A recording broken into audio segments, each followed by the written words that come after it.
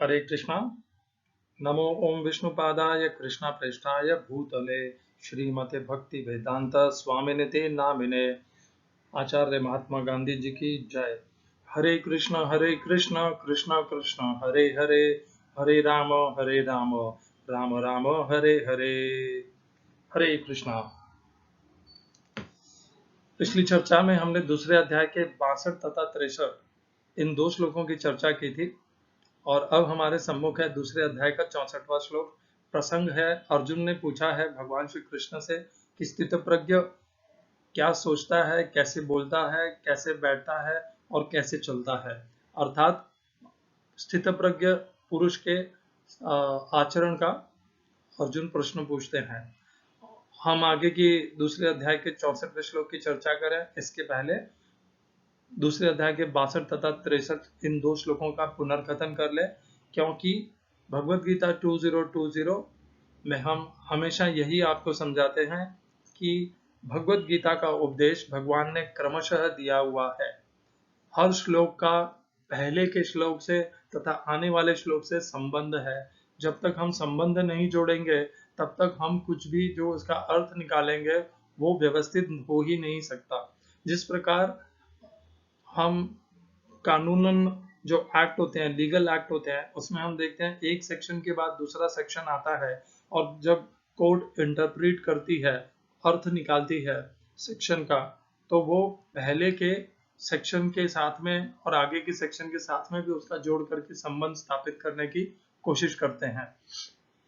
दूसरे अध्याय के 62 तथा 63 श्लोक, ध्यायतो विषयान पुंसः संगस्तेषु उपजायते। तो हमने ये चर्चा की थी कि जब पुरुष मनुष्य विषयों का चिंतन करता है तो उसकी विषयों में दिलचस्पी हो जाती है, दिलचस्पी से आसक्ति बढ़ती है, पाने की इच्छा जागृत होती है, अर्थात कामनाएं बढ़ती है। और कामना से यदि कामना पूरी नहीं होती है तो भी क्रोध उत्पन्न होता है, और तत्क्षण में यदि कामना पूरी हो भी गई तो भी कामना और बढ़ती जाती है, क्योंकि हमने यही जाना है कामना को कभी पूरा नहीं कर सकते। कामना एक कामना को पूरी करते हैं तो और कामनाएं शुरू हो जाती है। इस प्रकार क्रोध तो बढ़ना निश्चित ही है। भले क्षण भर के लिए वो कामना भले तुष्ट हो जाए, परंतु अनेकों इतनी कामनाएं उत्पन्न होगी कि अंत में कामना से क्रोध उत्पन्न होना ही है। और क्या होता है, जब क्रोध आता है तब भ्रम हो जाता है। किस चीज का भ्रम? कि हमें क्या करना है, हमारा मार्ग क्या है, हमारा लक्ष्य क्या है, हमारा हमारी आत्मशक्ति को हमें कहाँ लगाना है, ये सब हम भूल जाते हैं। पश्चात क्या होता है, हम अपनी स्वयं की स्मृति को खो देते हैं। किस स्मृति को? अपने बारे में, अपने लक्ष्य का, अपना क्या आचरण है, हमें क्या करना चाहिए, क्या हमें शोभा देता है, क्या शोभा नहीं देता, सब भूल जाते हैं। हमारा स्वधर्म क्या है, सब भूल जाते हैं।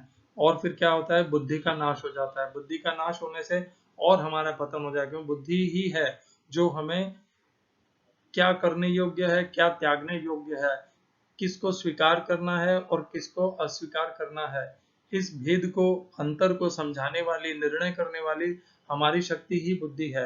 और यदि बुद्धि ही भ्रमित हो गई, वही नाश हो गई, तो हमें हमारे पतन से, हमारे अधर्म से, न करने योग्य कर्मों से कोई नहीं बचा पाएगा।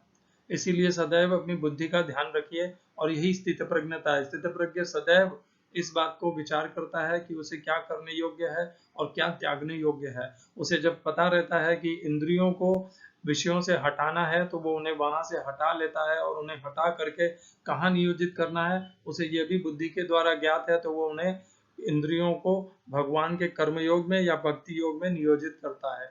तो ये एक पूरा कर्मयोग का पूरा अनुसंधान कर लेता है वो, इसीलिए वो स्थितप्रज्ञ है। उसकी प्रज्ञा पूर्णतया स्थिर है, दृढ़ है, अविचलित है, एकाकी है।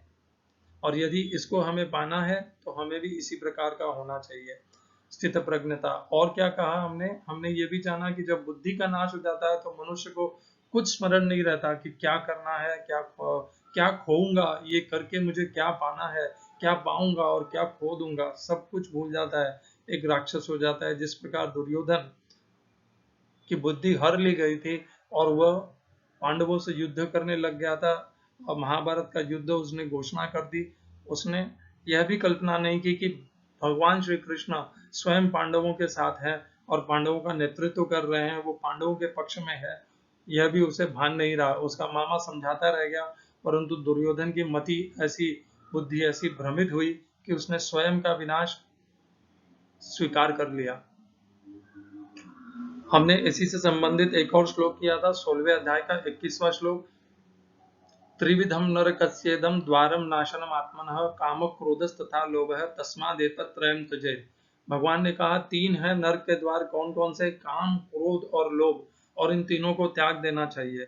और स्वामी राम सुखदास जी का मैं पढ़ रहा था, उन्होंने बहुत अच्छा लिखा है कि काम और क्रोध, लोभ तो एक बार समझ में भी आ सकता है, परंतु क्रोध तो अत्यंत विनाशकारी होता है। उन्होंने उसे विनाशकारी इसलिए कहा क्योंकि क्रोध में हम स्वयं का तो विनाश करते ही हैं, परंतु दूसरों का भी विनाश करते हैं। वैसे तो ये हम लोभ में भी करते हैं। जब हमें लोभ होता है तो हम दूसरों का हक का अन्याय पूर्वक, अधर्म पूर्वक छीन करके भी उसे प्राप्त करने की कोशिश करते हैं। और कामना में भी हम कई बार दूसरों का करते हैं, परंतु क्रोध में तो हम निश्चित ही करते ही हैं। हमें सदैव ही, हम क्रोध में जब होते हैं तब हम दूसरों का और स्वयं का भी विनाश करते हैं। इसीलिए स्वामी राम सुखदास जी ने क्रोध को अत्यंत भयंकर कहा है इन तीनों नरक के द्वारों में। काम, क्रोधस तथा लोभ है इन तीनों में से। स्वामी राम सुखदास जी महाराज की जय। इस प्रकार मनुष्य जहां से भी जो ग्रहण कर ले उसकी उसे सदैव जय करनी चाहिए। कभी ये नहीं सोचना चाहिए कि ये हमारे पथ के नहीं है, ये हमारे संस्था के नहीं है आचार्य, तो हम इनका कैसे जय कहें। ये सही तरीका नहीं है। विनम्रता इसी में है कि हमने जिससे जो कुछ भी सीखा है उसकी हम जय जयकार करें, उसे भी हम गुरु समझें, उसे भी हम अपना दीक्षा गुरु ना समझो, परंतु गुरु तो समझो, क्योंकि आपने उससे कुछ पाया है। अपने गुरु के प्रति इतना मोह भी नहीं होना चाहिए कि हम दूसरे गुरुओं का आदर करना भूल जाएं, उनका सम्मान करना भूल जाएं। ये तो वैष्णव आचरण नहीं है। वैष्णव आचरण वही है जो अपने गुरु का भी करता है सम्मान और बाकी समस्त गुरुओं का भी सम्मान करता है। जिनसे वो सब कुछ पाता है, ज्ञान पाता है, उन सभी को गुरु का सम्मान देता है। यही वैष्णव आचरण है। अब हमने दूसरे अध्याय के 62 तथा 63 श्लोक में एक साधारण मनुष्य का आचरण देखा, किस प्रकार उसे बारंबार कामना, आसक्ति, कामना, क्रोध और बुद्धि का विनाश ये उसका निरंतर होता रहता है। प्रतिदिन उसका अनेकों बार एक ही दिन में इस प्रकार का उसका चक्र चलता रहता है, परंतु वो इससे कभी भी अपने आप को उबारना नहीं चाहता, अपने आप को इससे मुक्त नहीं करना चाहता। वो इसी आसक्ति, ये जो चक्र है, आसक्ति, कामना, क्रोध, बुद्धि का नाश, वृत्ति का नाश, स्मृति का नाश, बुद्धि का नाश और पूर्ण पतन, इस चक्र में ही वो घूमता रहता है रोज इसी प्रकार चक्र में, और उससे छूटने की कभी इच्छा नहीं करता, क्योंकि वह एक साधारण मनुष्य है जो भोग, ऐश्वर्य, सुख और इन्हीं सब पानों में अपना पूरा जीवन व्यर्थ कर देता है। तीन प्रकार के भगवान ने दूसरे अध्याय के 55वें श्लोक से, जहां से उन्होंने स्थित प्रज्ञ का ज्ञान उपदेश देना प्रारंभ किया है, वहां से वे तीन प्रकार के मनुष्यों का आचरण प्रस्तुत कर रहे हैं। अर्जुन ने तो पूछा केवल स्थित प्रज्ञ के विषय में है, परंतु भगवान अर्जुन को व्यवस्थित समझाने के लिए स्थित प्रज्ञ का तो बता ही रहे हैं, स्थित प्रज्ञ के मार्ग में जो साधक हैं उनके भी बारे में बताते हैं। स्थित प्रज्ञ के बारे में भगवान बताते हैं दूसरे अध्याय के 55 श्लोक से लेकर के 58 में, 59 से लेकर के 61 श्लोक में भगवान स्थितप्रज्ञ के मार्ग के साधक के विषय में बताते हैं कि उसे क्या करना चाहिए, किस प्रकार वो स्थितप्रज्ञता को प्राप्त हो सकता है। और 62-63 में भगवान सामान्य मनुष्य के विषय में बताते हैं उसका आचरण कैसा होता है। जब भगवान ने इन तीनों का बता दिया तो अब पुनः भगवान स्थितप्रज्ञ के विषय में आ गए कि स्थितप्रज्ञ कैसा होता है। वो कामना को त्याग करके रहता है, सदैव अपनी इंद्रियों को नियंत्रित रखता है, यह भगवान ने पहले बता दिया था। अब उसी से आगे जो भगवान ने दूसरे अध्याय के 58वें श्लोक में छोड़ा था, वहीं से आगे अब भगवान दूसरे अध्याय के 64वें श्लोक में स्थितप्रज्ञ के विषय में, दूसरे अध्याय के 64वें श्लोक में अब प्रारंभ करेंगे स्थितप्रज्ञ के विषय में। क्या कहते हैं भगवान स्थितप्रज्ञ के विषय में? राग द्वेष वियुक्तैस्तु विषयानेन्द्रियैश्चरन् आत्मवश्यै विधेयात्मा प्रसादम अधिगच्छति। हिंदी अनुवाद गीता यथारूप श्रील प्रभुपाद। किंतु समस्त राग तथा द्वेष से मुक्त एवं अपनी इंद्रियों को संयम द्वारा वश में करने में समर्थ व्यक्ति भगवान की पूर्ण कृपा प्राप्त करता है, कर सकता है नहीं, करता है और कर लेता है। यहाँ पर अनुवाद होना चाहिए था कर लेता है। English translation Gita as it is Swami Prabhupada.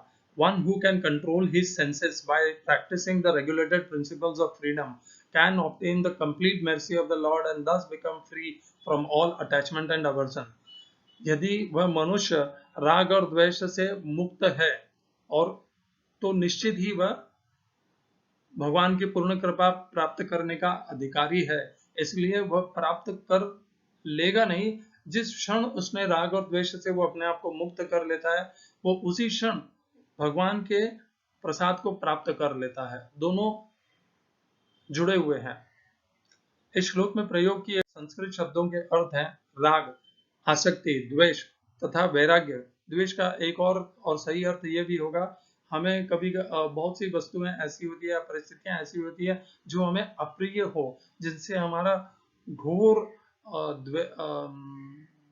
हमारे मन को जो घोर व्यथित करती हो।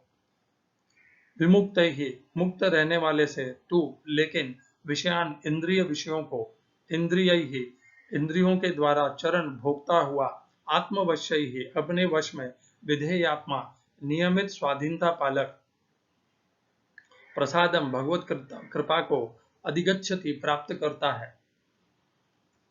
इस श्लोक का तात्पर्य गीता यथारूप श्रील प्रभुपाद द्वारा दूसरे अध्याय का 64वां श्लोक। यह पहले ही बताया जा चुका है कि कृत्रिम विधि से इंद्रियों पर बाह्य रूप से नियंत्रण किया जा सकता है, किंतु जब तक इंद्रियां भगवान की दिव्य सेवा में नहीं लगाई जाती, तब तक नीचे गिरने की संभावना बनी रहती है। यह हमने तीसरे अध्याय के 6-7वें श्लोक में भी इसका हमने पूरा ज्ञान प्राप्त किया था। यद्यपि पूर्णतया कृष्ण भावना भावित व्यक्ति ऊपर से विषयी स्तर पर क्यों न दिखे, किंतु कृष्ण भावना भावित होने से वह विषय कर्मों में आसक्त नहीं होता। उसका एकमात्र उद्देश्य तो कृष्ण को प्रसन्न करना रहता है, अन्य कुछ नहीं। अतः वह समस्त आसक्ति तथा विरक्ति से मुक्त होता है। कृष्ण की इच्छा होने पर भक्त सामान्यतया अवांछित कार्य भी कर सकता है, किंतु यदि कृष्ण की इच्छा नहीं है तो वह उस कार्य को भी नहीं करेगा जिसे वह सामान्य रूप से अपने लिए करता हो। अतः कर्म करना या न करना उसके वश में रहता है, क्योंकि वह केवल कृष्ण के निर्देश के अनुसार ही कार्य करता है। यही चेतना भगवान की अहेतुकी की कृपा है, जिसकी प्राप्ति भक्त को इंद्रियों में आसक्त होते हुए भी हो सकती है।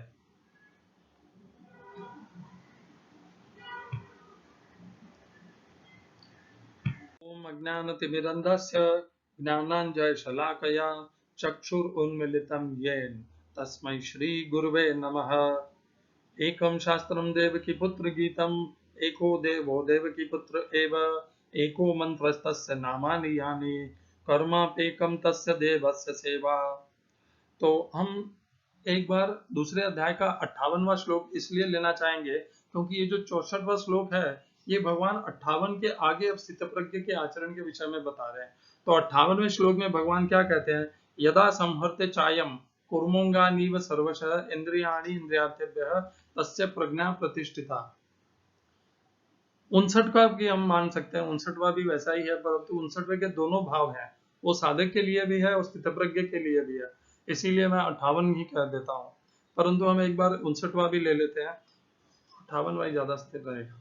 58 श्लोक का हिंदी अनुवाद है, जिस प्रकार कछुआ अपने अंगों को संकुचित करके खोल के भीतर कर लेता है, उसी तरह जो मनुष्य अपनी इंद्रियों को इंद्रिय विषयों से खींच लेता है, वह पूर्ण चेतना में दृढ़ता पूर्वक स्थिर होता है।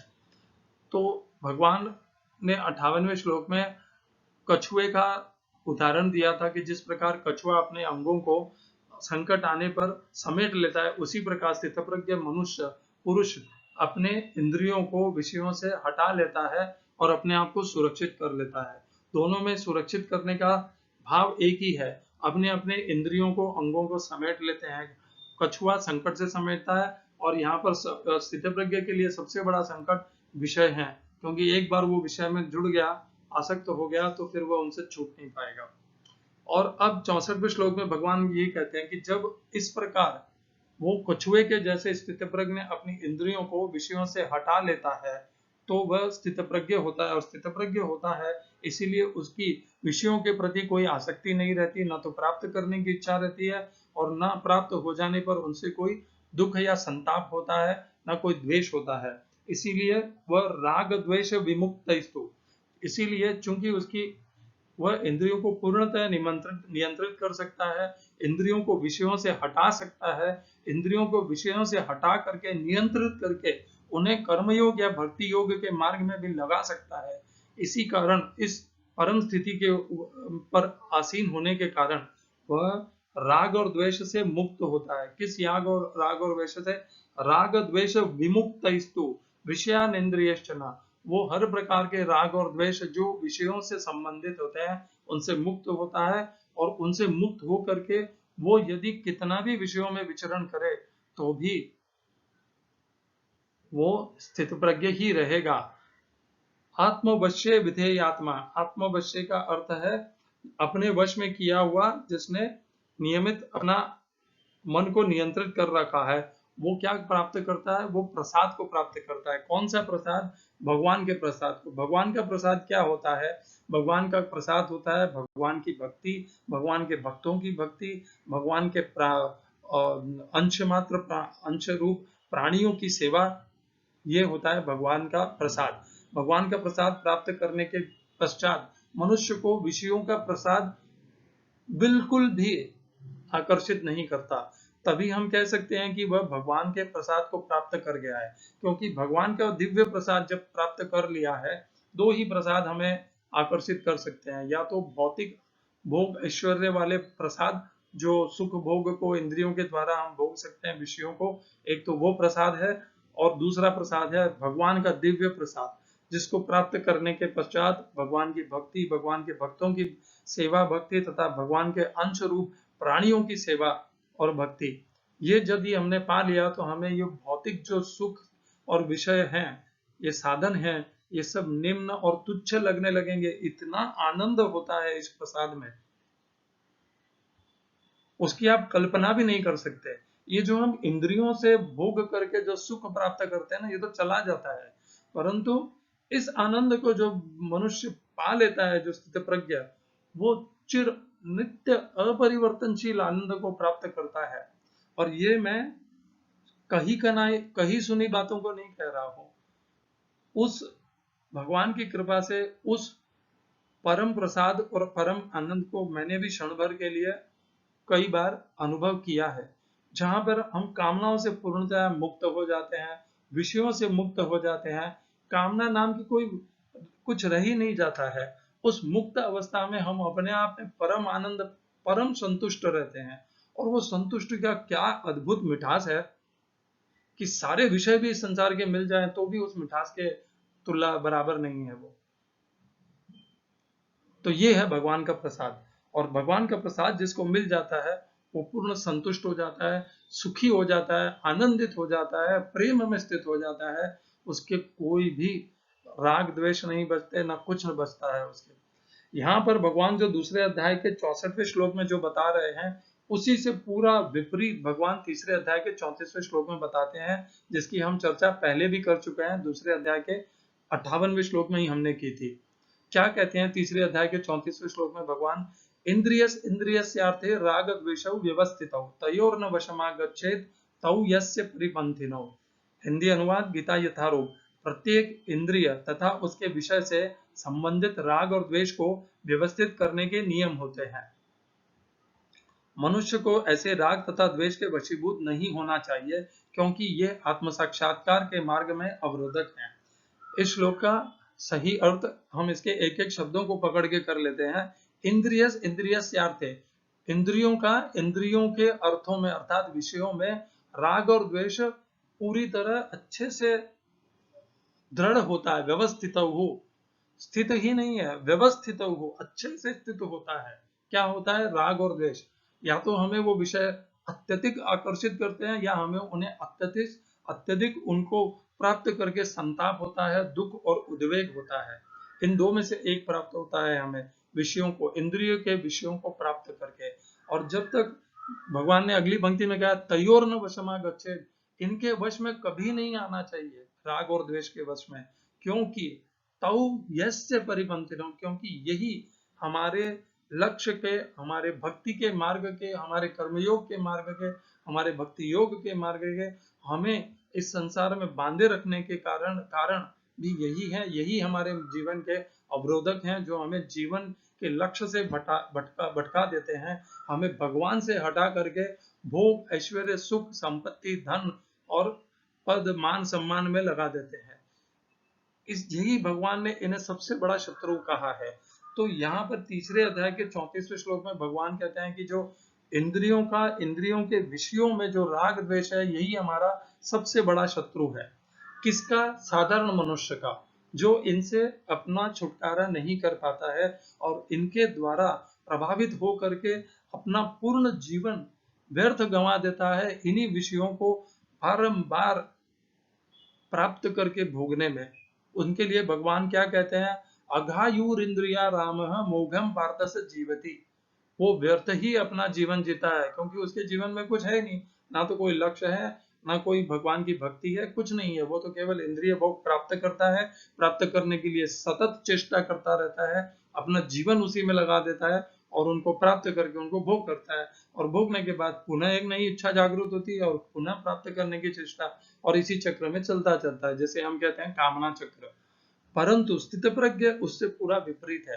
कैसे? भगवान ने दूसरे अध्याय के 64वें श्लोक में कहा, स्थित प्रज्ञ को ये राग और द्वेष उसके मार्ग के अवरोधक नहीं होते। क्यों नहीं होते? क्योंकि उसने इंद्रियों को पूर्णतः नियंत्रित कर लिया है। उसकी इंद्रियां उन विषयों के प्रति आसक्ति ही नहीं होती, इसीलिए उन इंद्रियों में ना तो राग होता है, न द्वेष होता है उन विषयों के प्रति। क्या कहते हैं भगवान उस स्थित प्रज्ञ के लिए? राग द्वेष विमुक्त स्तु, मुक्त ही नहीं, विमुक्त स्तु। विमुक्त, मुक्त तो होता है मुक्त हो गया, और विमुक्त तो मतलब अच्छी तरह से विशेषतया मुक्त हो गया। विमुक्त, विशेष मुक्त, विशेषतया मुक्त हो गया। किससे? राग और द्वेष से। तो वह स्थित प्रज्ञ होता है, और जब वो राग और द्वेष से मुक्त हो गया तो ये उसके मार्ग के अवरोधक रह ही नहीं सकते। तो उसके मार्ग के कोई अवरोधक नहीं है। जब मार्ग के अवरोधक नहीं है तो वो स्वच्छंद हो करके विषयों को बीच में भ्रमण भी करे तो ये विषय उसके मार्ग का पतन नहीं कर पाएंगे, क्योंकि उसमें उनके प्रति राग भी नहीं है, न द्वेष है। इसीलिए मनुष्य को चाहिए कि वो मनुष्य विषयों को प्राप्त करे, यहाँ तक ठीक है, उनके बीच में विचरण करे, वह भी ठीक है, परंतु उनके प्रति जो राग और द्वेष है वही छोड़ना है हमें, क्योंकि वही हमारे मार्ग के सबसे बड़े अवरोधक है। और जब हम उसको छोड़ देंगे, उन अवरोधों को तोड़ देंगे, उस राग द्वेष के बंधन को काट देंगे, तो हमें क्या मिलेगा? वही भगवान दूसरे अध्याय के 64वें श्लोक में बोलते हैं। क्या कहते हैं भगवान? जब वो राग और द्वेष से स्थितप्रज्ञ मुक्त हो जाता है तो तब वह यदि विषयों के बीच में भी स्वच्छंद विचरण भी करे, स्वच्छंद का अर्थ यह नहीं है कि पुनः उन्हें भोगने में लिप्त हो जाए। स्वच्छंद का अर्थात है वह उनके बीच में अगर यदि अपना उनके उनके उनमें अपना चलता भी रहे, उनके बीच में भी रहे, विषयों के बीच में भी, तब भी उसका मन नियंत्रित रहेगा।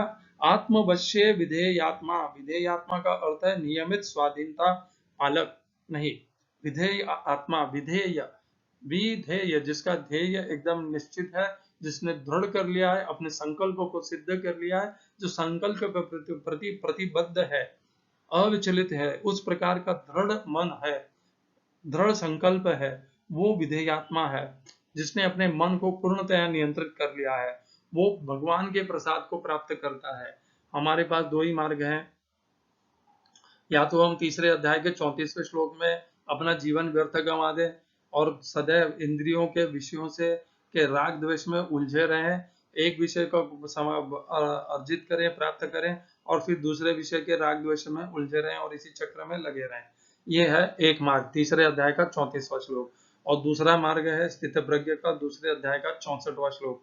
यदि हम इंद्रियों के विषयों से राग द्वेष के उनके राग द्वेष से मुक्त हो जाते हैं तो हम उन विषयों के बीच में विचरण भी करते हुए हम अपने मन को नियंत्रित कर पाएंगे, अपने मन को भगवान की भक्ति में, भगवान के भक्तों की भक्ति और सेवा में, भगवान के अंश रूप प्राणियों की भक्ति और सेवा में लगा पाएंगे, सदैव कर्मयोग और भक्ति योग में स्थिर रहेंगे, अविचलित रहेंगे। और इस प्रकार का आचरण करने से क्या प्राप्त होगा? भगवान का प्रसाद मिलेगा, परम आनंद, परम शांति, भगवान का पूर्ण पुरुषोत्तम का बंधन से, जीवन मृत्यु के बंधन से मुक्ति मिलेगी और हमारा मुक्ति मिल जाएगी। मुक्ति के बाद हमारा क्या होगा? हम भगवान में समाहित हो जाएंगे, एक रूप हो जाएंगे, लीन हो जाएंगे, या हम भगवान से अपना स्वतंत्र अस्तित्व जीवात्मा के स्वरूप में बनाए रखेंगे और भगवान की नित्य सेवा करते रहेंगे। ये हमारे इस समय विषय में नहीं है, ये हमारे मुक्त और इस शरीर को त्यागने के बाद का विषय है, जो हम वहां पे पहुंच के भगवान का जो नियम होगा उसे स्वीकार कर लेंगे। उसके लिए आज राग द्वेष करने की कोई आवश्यकता नहीं है, एक दूसरे के ऊपर लांछन आरोप करने की कोई आवश्यकता नहीं है। हम पहले वहां तक पहुंचे, तो वहां तक पहुंचने के पहले ही क्यों लड़ाई लड़ने डर जाए कि उसके बाद क्या होगा? मुक्त अवस्था को प्राप्त करके क्या हम भगवान में समाहित हो जाएंगे? इसे जो यही लड़ाइयां चलती रहती हैं इस प्रकार की। अध्यात्म में भी लड़ाइयां हैं, द्वैतवाद और अद्वैतवाद। अद्वैत अर्थात भगवान में समाहित हो जाना, जीवात्मा भगवान में समाहित हो जाती है, एक हो जाती है, वो है अद्वैत, अर्थात द्वैत नहीं, एक, दो नहीं, एक, और वो है अद्वैतवाद। और द्वैतवाद है इस्कॉन का, जिसमें जीवात्मा मुक्त हो जाती है, स्वतंत्र हो जाती है और भगवान के धाम में पहुंच करके अपने स्वरूप में स्थित रह करके भगवान की नित्य सेवा करती है, वो है द्वैतवाद। भगवान में समाहित नहीं होती, अपना स्वतंत्र अस्तित्व जीवात्मा बनाई रखती है, इसलिए दो, भगवान और जीवात्मा दो हैं, इसलिए द्वैतवाद कहा जाता है। वो है इस्कॉन का द्वैतवाद। मुझे इन सब से सच में कोई दिलचस्पी नहीं है कि हम द्वैतवाद सही है या अद्वैतवाद सही है। मेरे लिए इस समय सबसे बड़ा लड़ाई, संघर्ष है विषयों से इंद्रियों को हटाना, उनके राग द्वेष से मुक्त होना और अपनी इंद्रियों को वहां से नियंत्रित करके कर्मयोग और भक्ति योग में लगाना। इसके ऊपर प्रयत्न करिए जो भगवान कह रहे हैं। व्यर्थ की निंदा, व्यर्थ की तुलना, एक दूसरे के ऊपर आरोप करना, भविष्य में क्या होगा इस शरीर को छोड़ने के पश्चात, उसके ऊपर चिंता करना, विचार करना, त्याग दीजिए, कोई उपयोग नहीं है उसका। अभी जब समय आएगा तब भगवान के जो नियम होंगे वो प्राप्त हो जाएगा। हमारी इच्छा से सब कुछ थोड़ी ना मिल जाता है। मैं तो कह दूं अभी मुझे भगवान मिल जाए तो थोड़ी ना मिल जाते हैं, होगा तो वही जो भगवान के नियम है। तो अद्वैतवाद है या द्वैतवाद है, कौन सा सही है? वो भगवान के नियम में जो होगा वो हो जाएगा। हमारा लक्ष्य है अपने आप को, हमारे जीवन को सार्थक करना, और उसका एक ही मार्ग है जो भगवान यहाँ पे बता रहे हैं अगले श्लोक में, जो इस श्लोक से संबंधित है। भगवान बताएंगे कि जिस मनुष्य को, जिस स्थितप्रज्ञ को प्रसाद मिल जाता है, उसको क्या प्राप्त होता है, उसका किस प्रकार वो और आचरण करता है, उसको क्या लाभ मिलता है, ये भगवान का प्रसाद प्राप्त करने के पश्चात, यह हम अगले श्लोक में इसका चर्चा करेंगे। तो हमने गीता, भगवत गीता 2020 का यह संरचना है इसकी। हमने दूसरे अध्याय के 64वें श्लोक को तीसरे अध्याय के 34वें श्लोक से जोड़ करके अध्ययन किया। यदि हम जोड़ करके अध्ययन नहीं करते तो हमें ये पता नहीं चलता कि राग और द्वेष ही हमारे मार्ग के सबसे बड़े अवरोध हैं। हम केवल यही जान करके रह जाते हैं कि स्थितप्रज्ञ राग द्वेष से विमुक्त हो करके विषयों में विचरण करता हुआ भी अपने मन को नियंत्रित कर पाता है और भगवान के प्रसाद। अरे ये भी तो जानना आवश्यक है कि वही हमारे सबसे बड़े शत्रु हैं, हमारे मार्ग के सबसे बड़े अवरोधक हैं, और उन्हीं के ऊपर विजय प्राप्त करना ही स्थित प्रज्ञा को प्राप्त करना है।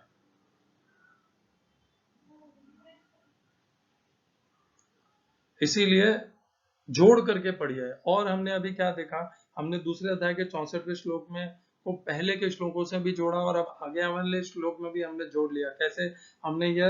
हमें यह पता है कि अगले श्लोक में, दूसरे अध्याय के 65वें श्लोक में भगवान बताएंगे कि स्थितप्रज्ञ जब भगवान के प्रसाद को प्राप्त करता है तो वो क्या लाभ प्राप्त करता है, किस प्रकार आचरण करता है, उसे क्या मिलता है, यह सब भगवान बताएंगे। तो भगवान भगवत गीता में क्रमशः ज्ञान प्रदान करते हैं और पूर्ण ज्ञान प्रदान करते हैं।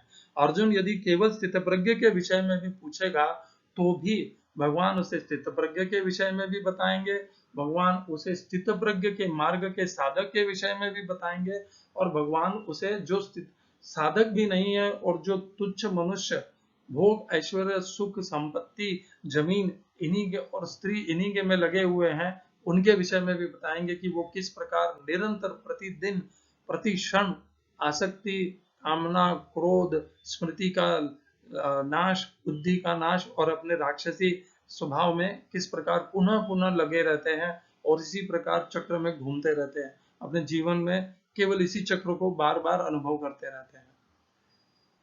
भगवान का भगवत गीता का ज्ञान पूर्ण है।